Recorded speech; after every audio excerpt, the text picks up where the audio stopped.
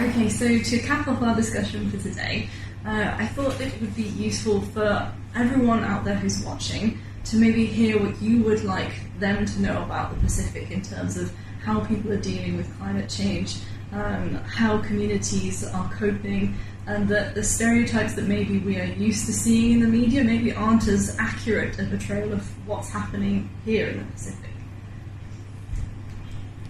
Thank you. Great, it's a good question.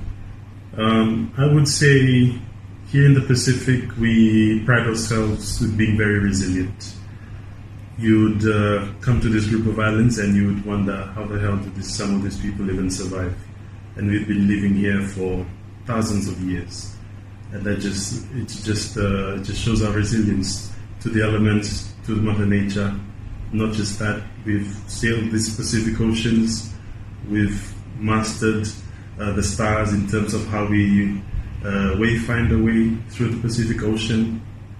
So when you look at the impacts of climate change, we are suffering some of the impacts, but we are not just giving up on the fight. We are doing what we can. We are building our resilience. We are building our capacities as small island countries.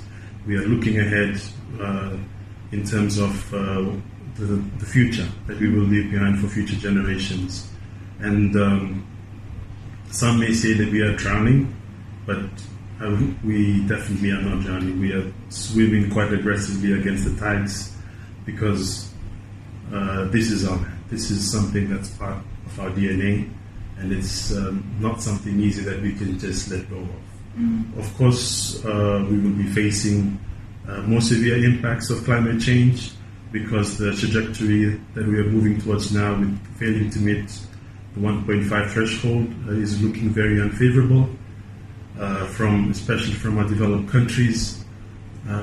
We will be the first ones that will suffer the impacts, and we really don't have much in terms of how we can adapt to it, but all we do is we have each other. We have our Pacific brothers and sisters.